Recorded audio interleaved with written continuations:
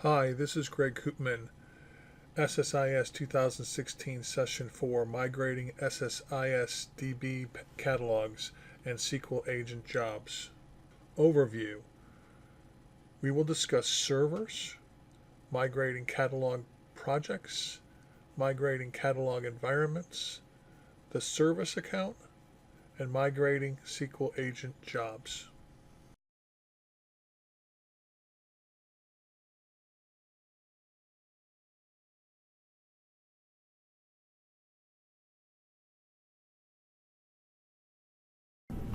Okay, we have two servers. One is Azure VM, which contains SQL Server Standard Edition, and then we also have our on-premise SQL Server Standard Edition on another server.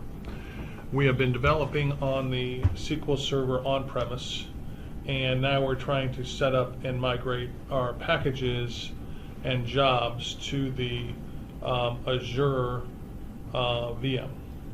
All right, so here is my Azure SQL Server, and here is the one we're going to migrate from.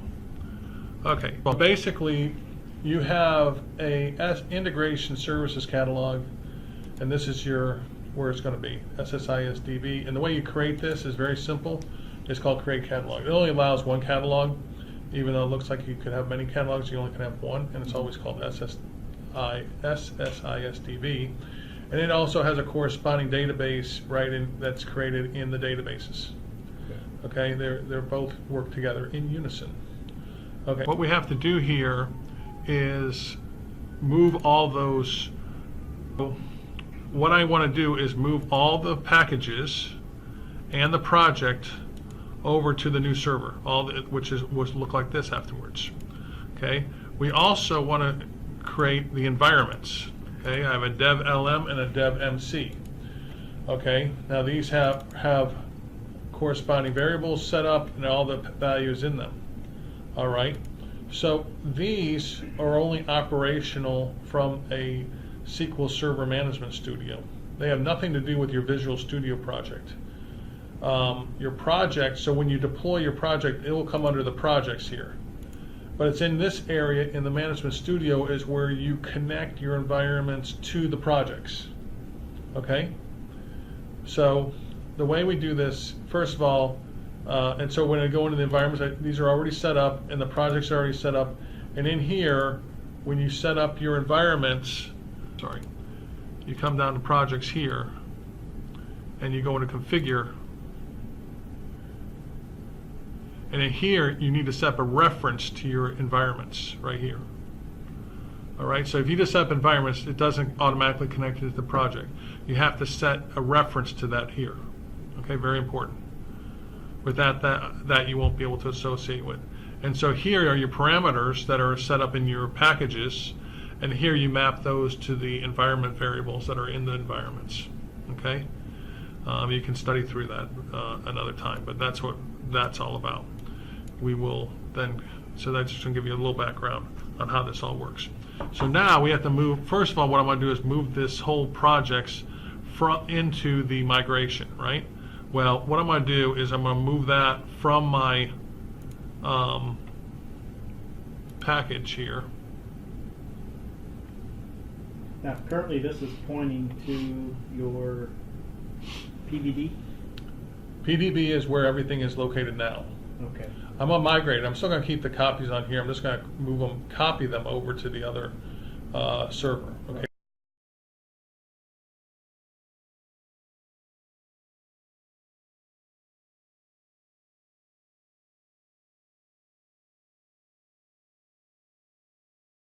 The Azure server. So what I'm going to do here to get the project over with the packages, which are what you see up here, I need to get all those over. So what I can do there is just go into my Visual Studio. Okay, so here's my solution and here's all my packages, right? So what I've been doing is deploying it over to the on-premise machine. Now what I'm going to do is just go ahead and change my deployment to point to that Azure machine. the Azure VM machine, okay? Of course, I've already set up that SSISDB catalog over there. If it's not there, it won't be able to work. So, okay, so let's hit next. So here's my deployment. It's already set to that Azure machine. I'm using Windows Authentication. I hit connect because you can't do anything until you hit connect. Now it's connected. The path does not exist. Okay. So what we need to do here is go and create that path. So you see the DWETL? I need to create that path, okay? Or at least it wants, what it's wanting is a project underneath the SSIDB. Because SSISDB will have many projects probably after a while. So it wants a project name. So I need to give it the project name, which will be this DWETL. And now it's going to create that, right? I say okay.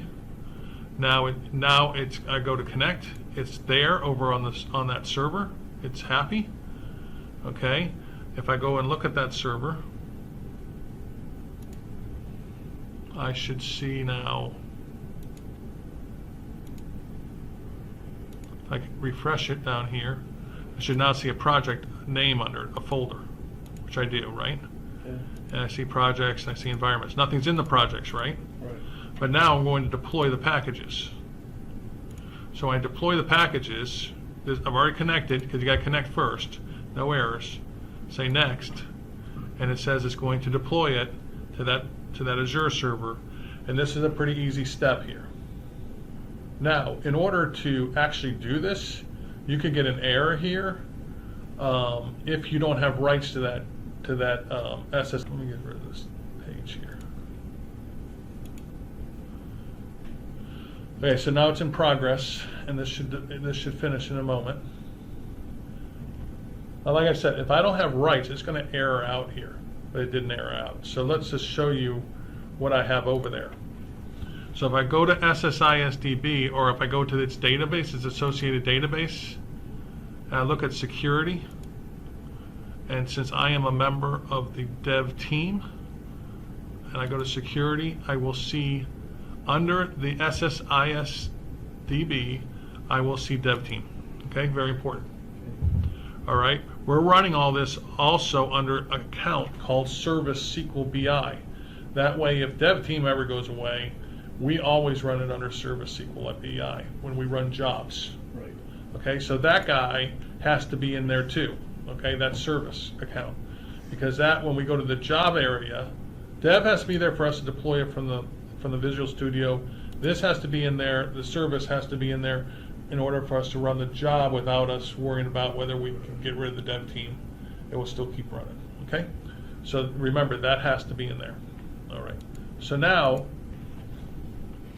we're going to we finished up. We already deployed, right? And it said it finished. So if we go back over here again, and we go down to the and open up that SSIS. Remember, there's an SSISDB database, and then there's an SSISDB under the integration services. Okay, so here it is. We go to projects, just refresh, and we should start seeing stuff. So there's our project, and we go here and package, and there's all our packages. So we've successfully deployed all our packages to the new server. Okay, so that's a good deal.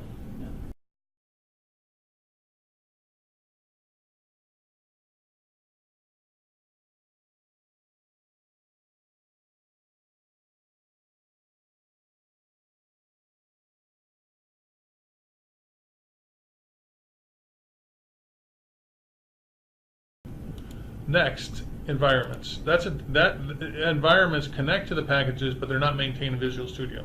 So we can't deploy environments from there. So how do we get environments over there? Well, let's come up here, and what's our first thing we think about? Well, the first thing we think about is let's script them so we can just, script them and play and execute them over on the other server. Well, at this time, we're at SQL Server 2016 SP01 or SP1. And what they do not have is a way to script them, the environments. So if I go into an environment and I go to properties, there's a script button here, but you know what? It doesn't work. It will script, but it doesn't do anything. Well, let's see. Script button, new query window, right? So we'll script it to a new query window, which we would hope it would script all the variables. So I just hit the button, and lo and behold, there is nothing there because it doesn't work. Because what it does actually is it's going to script whatever you have on the screen. So if I initially created 10 variables and assigned it to all these values here, it would then script what I did before I hit OK. But once I hit OK, you can't script the rest of it. It's only, in other words, what I'm trying to say is it only scripts the changes. It doesn't script the after it's already created where you can just script out the object. Okay, a problem. So what we have to do in order to get this script, we have to go out to a internet and find a solution that someone else created. Okay, and that solution happens to be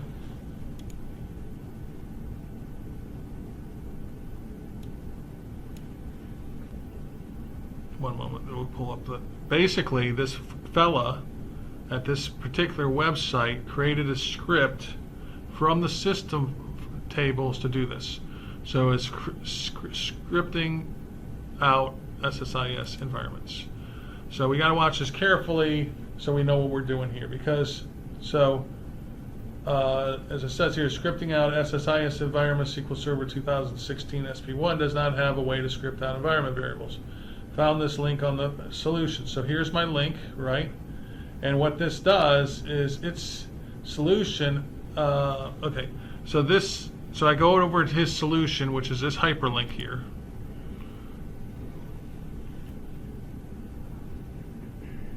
And that should have opened it right here, I think.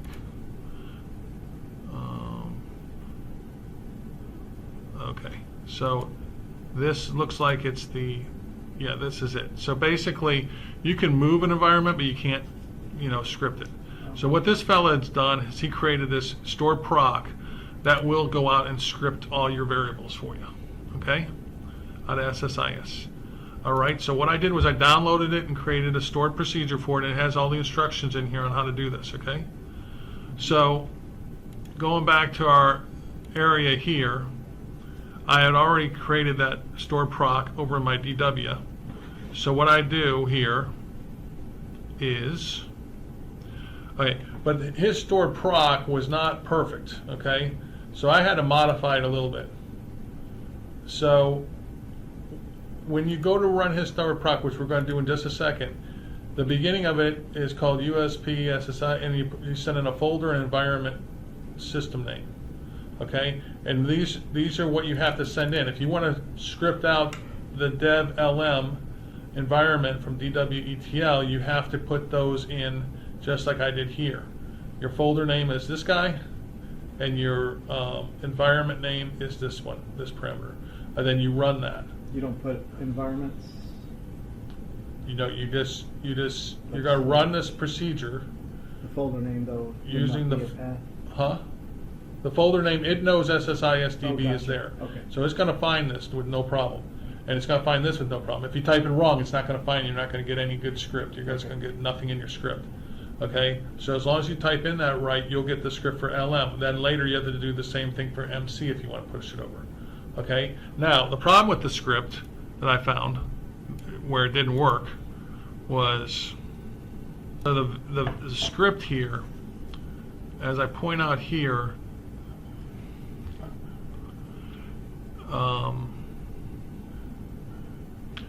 his solution had an error because it showed a data type nvarchar with no character limit. This was limited. This means that if you only say nvarchar and you don't put like a max or something behind it, it's only going to give you the first character. So it was only giving me the first character. I already ran this. It was only giving me the first character of the value I was putting in. So if my server name was XYZ, it was just giving me X. Okay. So what I had to do is go into the code that created this thing, and I went in and I changed this. I added this line. Before it said it was just concatenating this stuff. with the data type. Well, what I did was say if the data type is nvarchar, then make that an nvarchar 4000.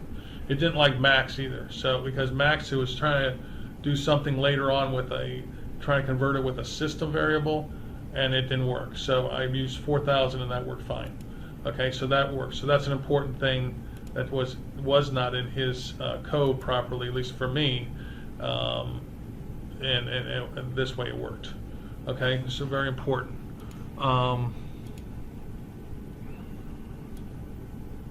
Yeah, and so that's that. So what I'm going to do is jump back over to the SQL Server, and we're going to run that store proc.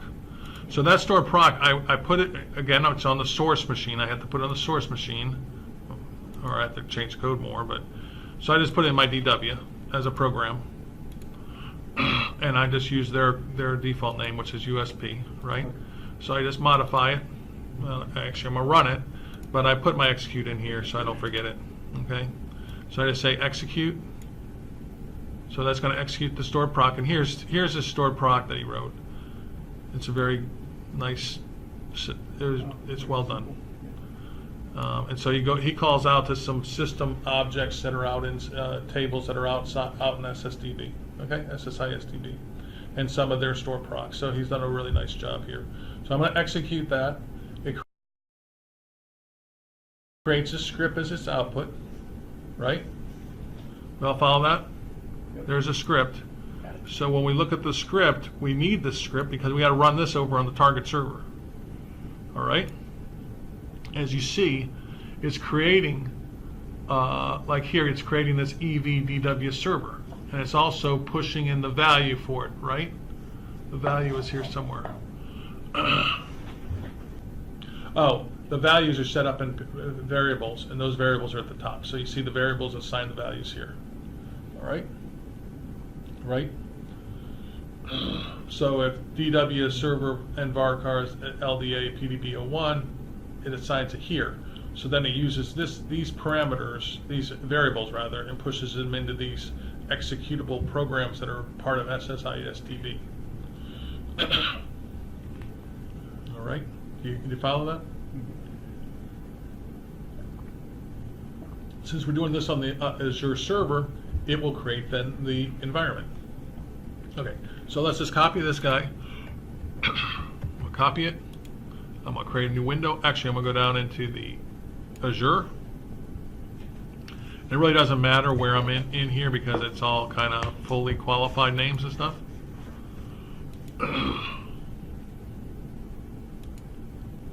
So I just create a new window, paste this in.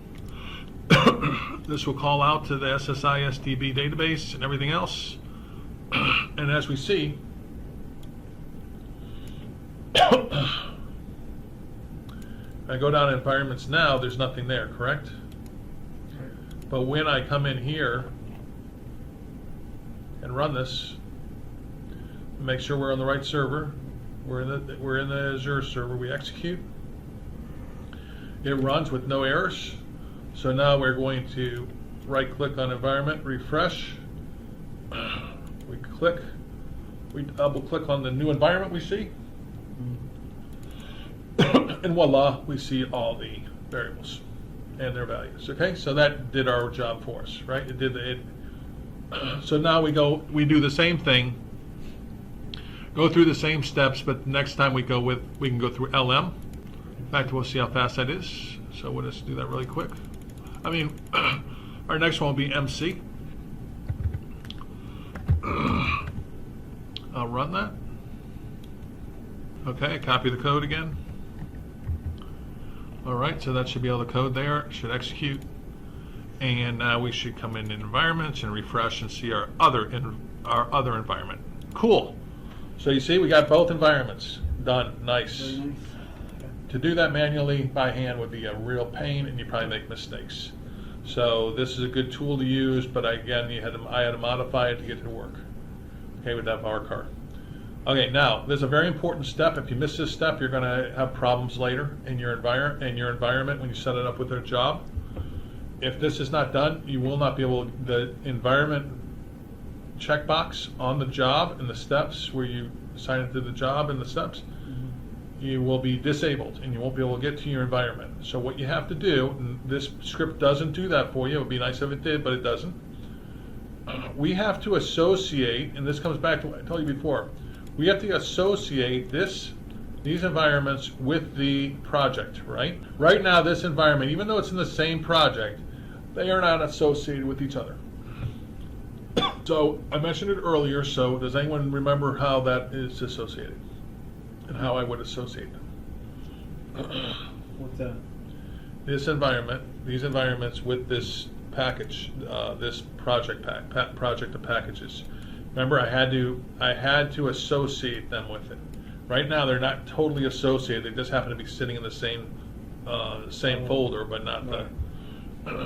So how would I do So that? which environment variables go in? Go to How would I properties.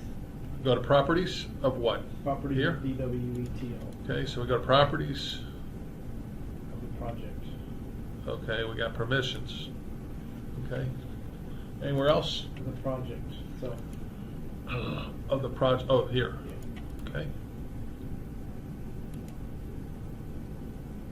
Go to properties there. Where the heck is it? Here it is. Okay. Don't see it there. Where is that thing, right? Is it what's under packages? All the packages. We don't want to do one package at a time. I'm going to give you that hint. So our environments are here. I go in and I go into that project and I go to configure. This is a very important step. You got to get this step. Otherwise, you're going to get errors. You go to references. It says there's nothing here and they're not added. You will get errors. You won't get errors maybe, but you won't get the environment checkbox will not be enabled. Therefore, you cannot associate the parameters in your job and packages with it in our later steps. So let's just add it. It's very simple. Come down to LM. Wait. Let's come down in here. It's in the SSISDB, so let's just go here. Good. Again, if you don't do this step, it will not show up. It will be disabled, and you won't get the drop down. So here we go. Nope, let's go down to here. This looks more appropriate.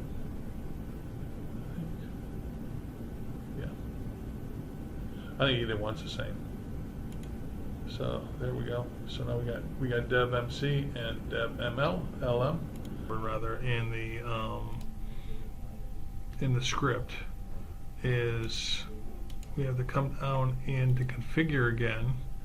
As we talked about, we had to reference the two environments, but that's not all. We also have to come in, see where our parameters are here. We have to map those still to each of the environment variables. So our environment variables, which were defined over in the environments. So for brand code, we'd have to come in and say, go to EV brand code. Because this is how, even though we reference the environment, doesn't mean they know what parameters go with which environment variables. So here we go. This is which one is this one? DW stage DB. Okay, so then we go down and find EV DW stage DB. Okay, so you need to map all these guys just like that.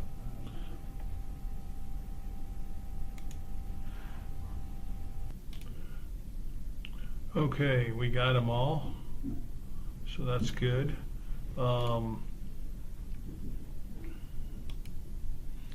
All right, so we got them all. So I'm going to create the job. Say OK here. So now we have our variables mapped correctly. Now our next part of this whole setup, and that's it. All that stuff is real important. And you miss a step, I mean, it'll just take you a day. It'll take you a while if you don't follow these instructions. Okay, because you can probably mess up on it, and it gives you a good overview of the whole thing. Yes. Now, because you did dev LM and dev MC, those are two totally separate sets of environment variables. Right. So when I'm running it and I want to run just LM, how do I tell it I don't want to? That's a good question, and that's what's coming up right now.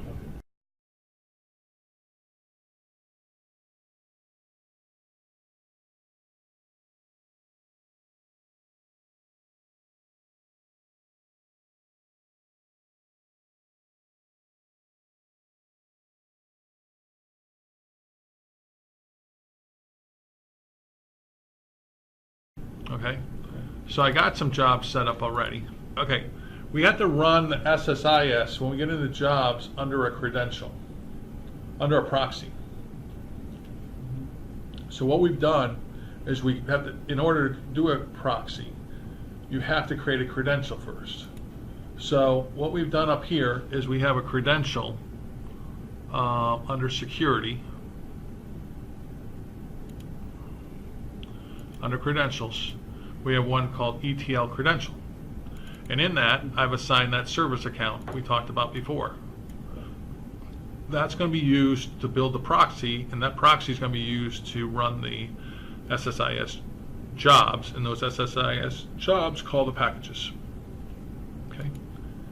So again, we have to have in our SSISDB, we have to have what? The service account, right? We showed that to you, right? We showed you that this service account has to be an SSISDB. And that is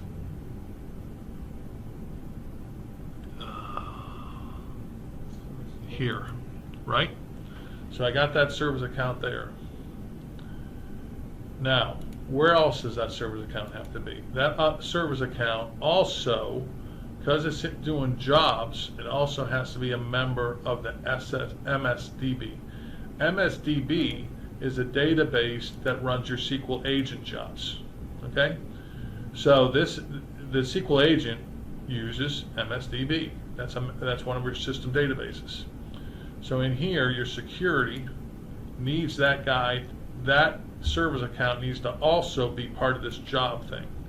So if you come in here, you'll see the same service is with caps, but that's the same account. So that service account has to be in both the MSDB and it has to be in there. Okay, so here it doesn't give you any special. Well, when you set it up here, you'll get he is set up as a it is set up as a SQL agent user, a reader, and an operator. So they got all the rights to do everything. Okay. Was there a question? Okay. So that's how that works there. And by the way, the SSDB, when that user's set up over there, they're set up as an admin. Okay, so that way they can do everything with the packages. So if we look at the security, right now I'm under security for SSISDB, and I look at its, and we look at, where is it? Schema. Right, so you see here it's SSIS admin. You want them to have the admin rights there too. Okay, so also I need to mention that the in DW database and the DW stage database in this particular server, which is also hosting the SSISDB, this service account needs to have rights to that also, as well as any other external sources. It will also need appropriate rights for reading and writing and executing whatever it needs to do in those SSIS packages. So that service account isn't only set up as a credential and proxy on the SSISDB, but it also has to have rights, domain rights to other external sources of data that you're utilizing in your packages. So that's the thing with that. Now we're setting up the credential. After we set up the credential, we get our credential. So setting up the credential is very easy. Just put in the name, the identity, and a password. Okay. So now, after you do the credential, we're coming into SQL Agent, right? Now we've set up our credential, and in SQL Agent, you have to set up a proxy. The proxy, we have to have a proxy to run our SSIS package execution. So if you go under here, I've already set up a proxy called DW ETL proxy, and a proxy points to a credential. Credential points to a user, and a proxy points to a credential. So if I double click on that proxy, you'll see it's pointing to the ETL credential. All right, and that is the proxy for the running SSIS package executions. Okay, it's a little complicated, but we're going to see how it all comes together here. Your MCs maybe, or something like that, right?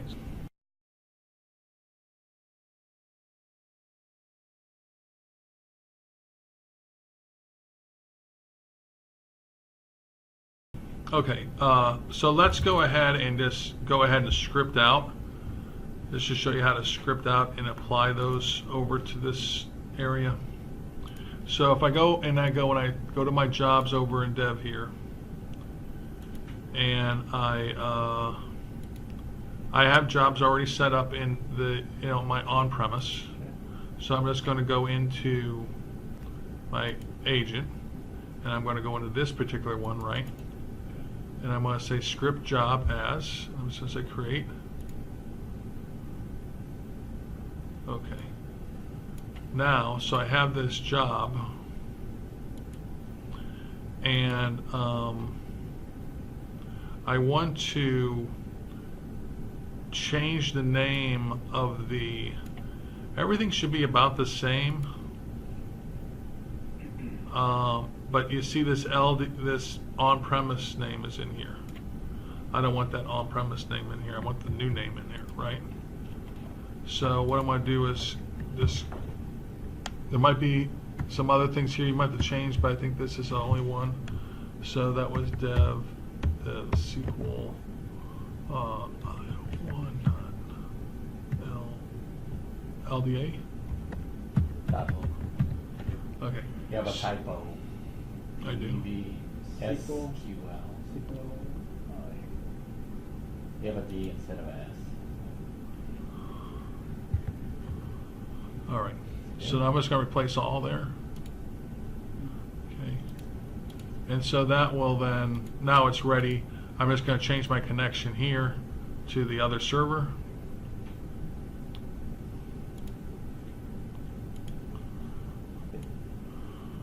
Connect. So now I'm in the other server. I can double check that by hovering over on top here. All right, everything looks good. It's in master, but it's going to hard code over to MSDB, I believe. So we're just going to execute, and there it is. I just created it. All right, so I'll do the same with MC later. I'm not going to do that right now.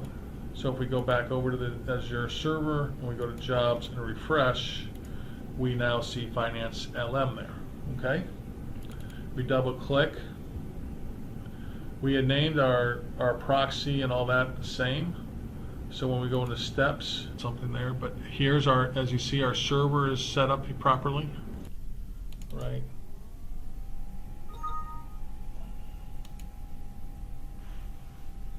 We go to configuration.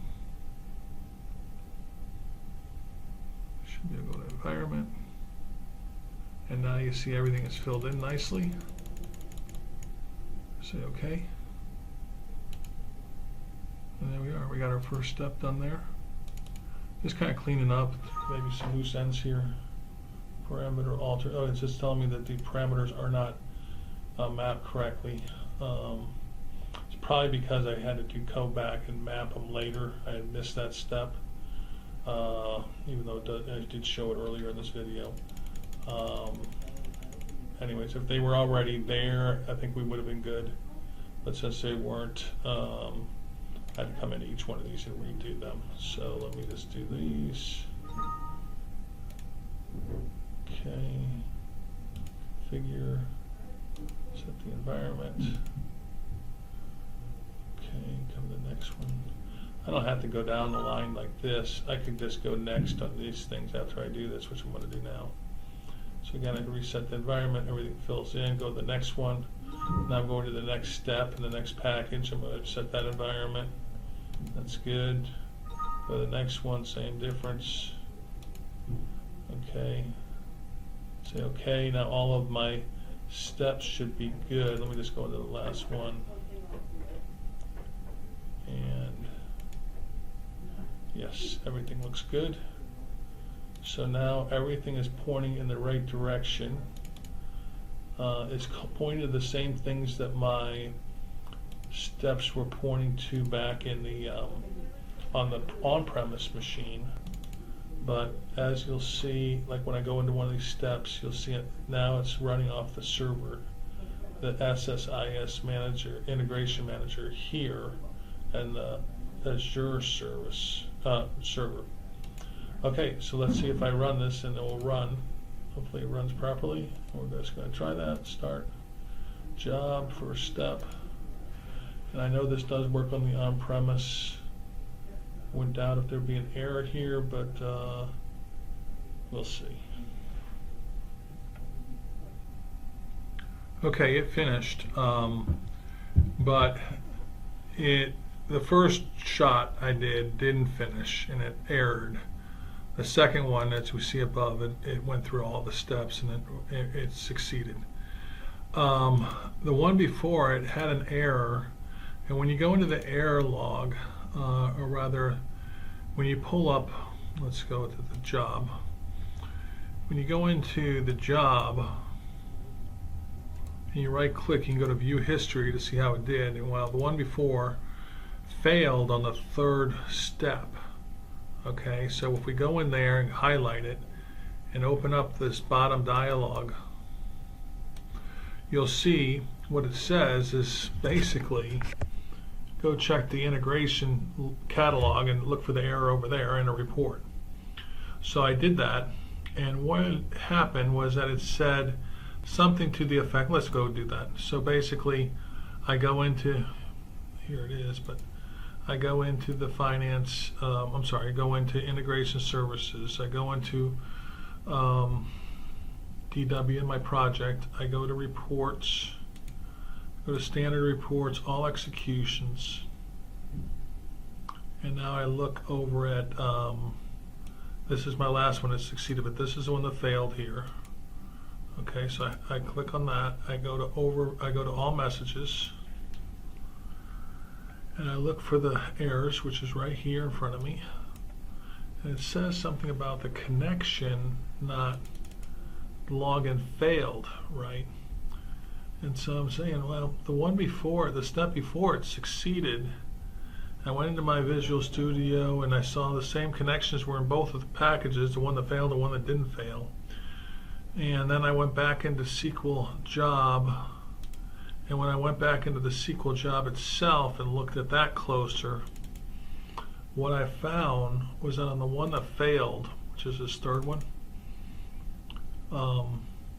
its run as was set to system server SQL Server Agent Service account, which doesn't have rights to many of the servers that I'm using in my packages. So that's why it failed. Once I set it to the DW ETL proxy that we set up at the beginning and reran it, it was correct. So, and if you look at the other steps, I go through these other steps, you see they're all set to DW ETL proxy. I just missed that one. So that's a story. So that's why I had an error, but that's how I corrected it. And that's it.